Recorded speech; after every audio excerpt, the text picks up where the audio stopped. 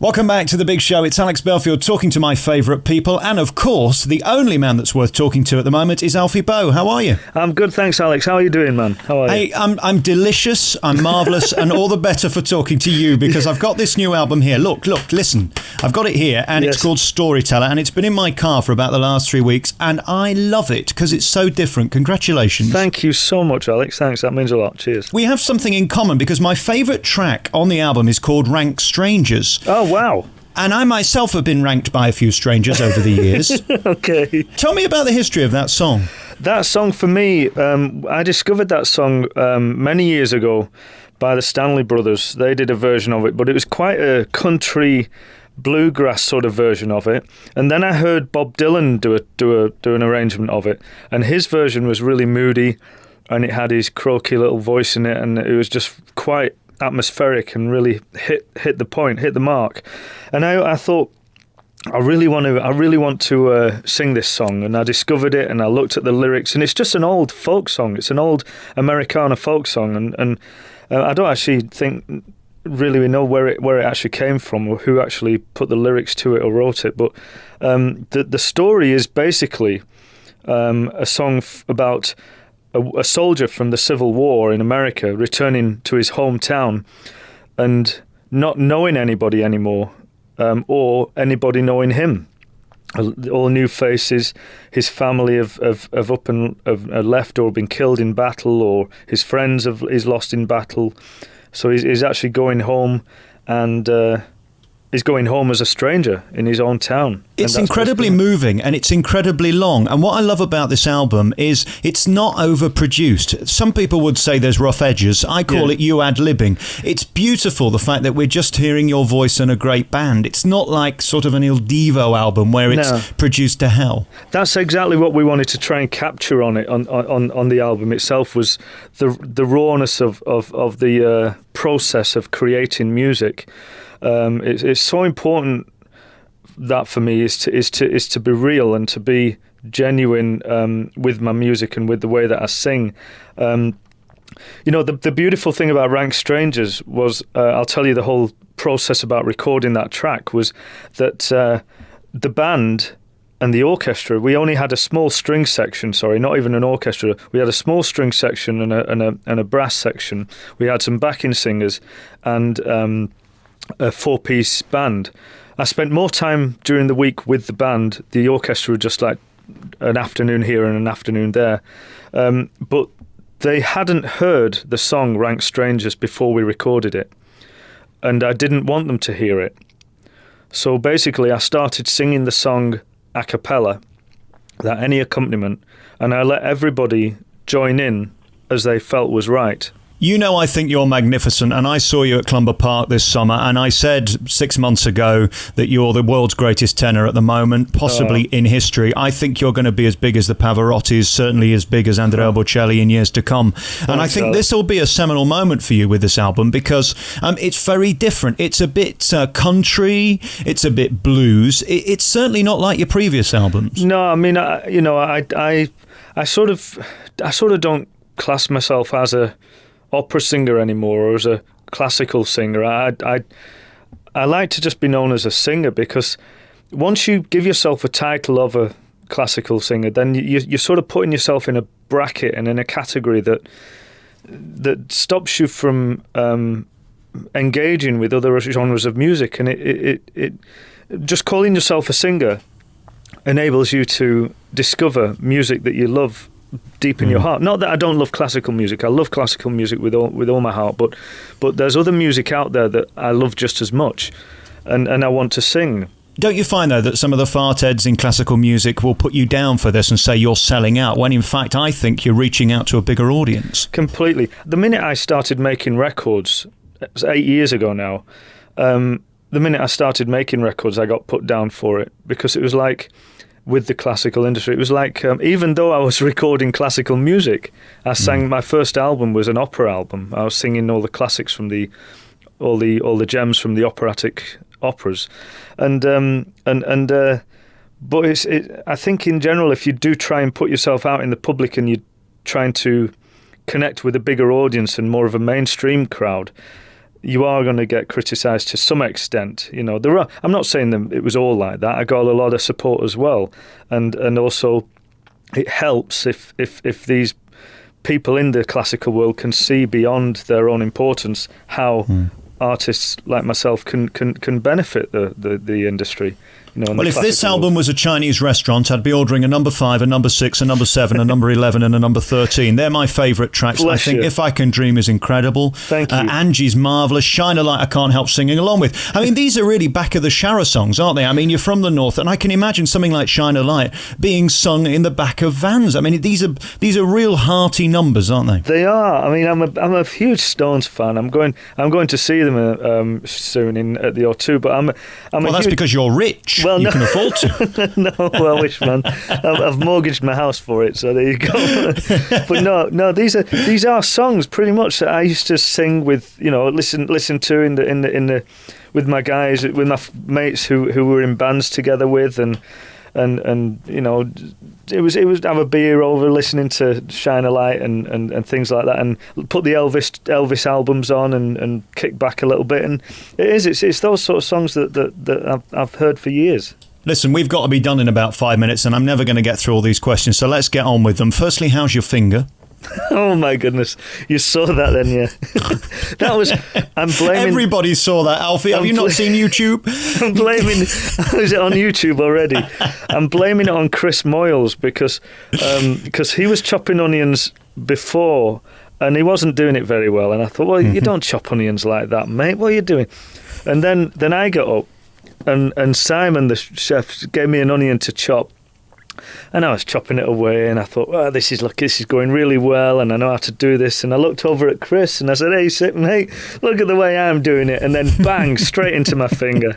We're talking Sunday Brunch last week on Channel 4. There you were being a smart ass with a knife, and it got the better of you. Proof, never chop on live TV. Keep your chopper away. That's the rule for the future, Alfie. always keep my chopper away, mate. It's a good moral for life. Ask the BBC Press Office. Hey, listen, I only just realised about 3 weeks ago that the first time I saw you was on Broadway in La Boheme. Yeah, wow. There was a guy also, I think it was David in Il Divo, who was in that show. David Miller, yeah. And it was incredible because it was a show with subtitles for thickos like me that didn't understand Italian. It was marvellous. Yeah, well, the that show was a great show to do, and David, there was myself, David Miller, and a guy called Jesus Garcia who played Rodolfo. During the week, so because it was triple cast, because doing 8 shows a week of La Boheme is pretty tough going, you know. You couldn't really do it, but then Jesus dropped out towards the end of the run, and so basically the rest of the shows were split between myself and David, and David brought something new to it. I brought a different character to it. Jesus brought a different character to it, but we did have these subtitles up on above the stage, but we'd written those ourselves. Basically, we'd come up with sort of like translations that related to today's world in a way. So it wasn't an actual literal translation; it's sort of relative translation, but very close to what we're actually saying on stage. We've got a million tweets come in from different people who want to ask you a ton of questions. We've got very little time left, so we're going to get through these quickly. Pam wants to know, what was the hardest thing about touring this year?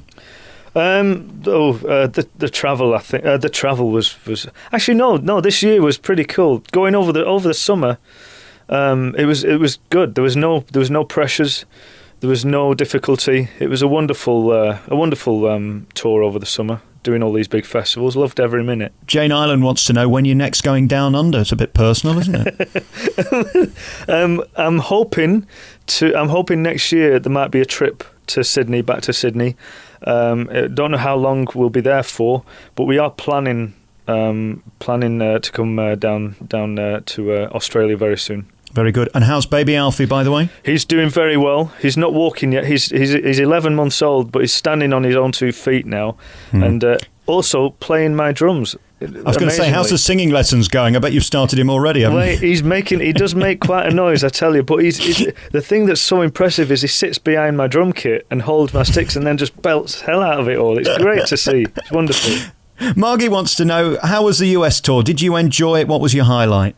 I loved the US tour. The US tour was fantastic. Traveling around the States is quite a pressure because you've got a lot long flights, lots of road travel, and also hurricanes to contend with as well, which we experienced at the end of the tour.